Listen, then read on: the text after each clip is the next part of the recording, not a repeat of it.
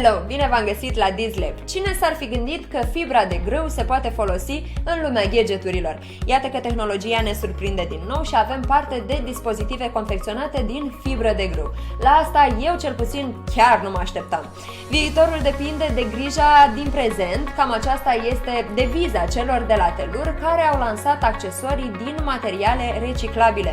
Majoritatea produselor din gama Telur Green sunt fabricate din materiale biodegradabile, cum ar fi fibra de grâu, fie din nylon sau plastic reciclat.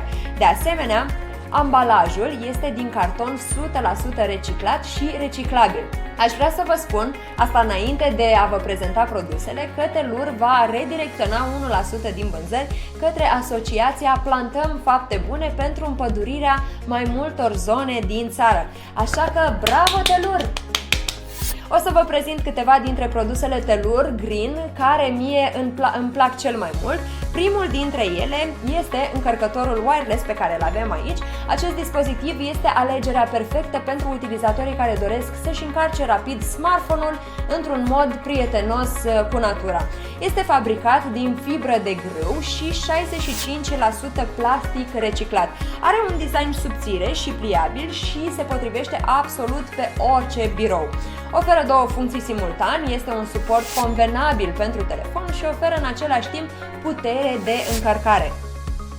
Poate furniza o putere de aproximativ 15W. Mai mult, oferă siguranță sporită datorită protecției pentru supratensiune și controlul temperaturii.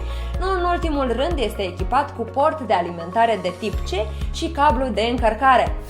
Al doilea produs preferat al meu este această boxă portabilă care poate fi transportată oriunde datorită dimensiunilor reduse, bineînțeles. Are o durată de viață de până la 2 ore și poate fi manevrată de la o distanță de 10 metri. În plus, bateria are o capacitate de 300 mAh și se încarcă rapid în maxim 2 ore.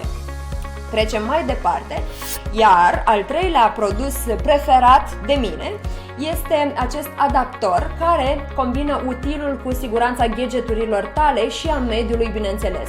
Este fabricat de asemenea din fibre de grâu și oferă o siguranță sporită datorită sistemelor de protecție la supracurent, scurt-circuit, supratensiune și supratemperatură. Este dual port Type-C și USB cu o putere totală de 38W. Este compatibil cu orice telefon sau orice tabletă. Fugitiv, o să vă mai arăt aceste două cabluri de încărcare care sunt la rândul lor din materiale reciclabile și absolut prietenoase cu mediul. Cam atât pentru astăzi. Vreau să salutăm inițiativa Telur și să mulțumim în același timp pentru grija față de mediu. Ne vedem data viitoare. Lăsați un like și un subscribe right here. Bye!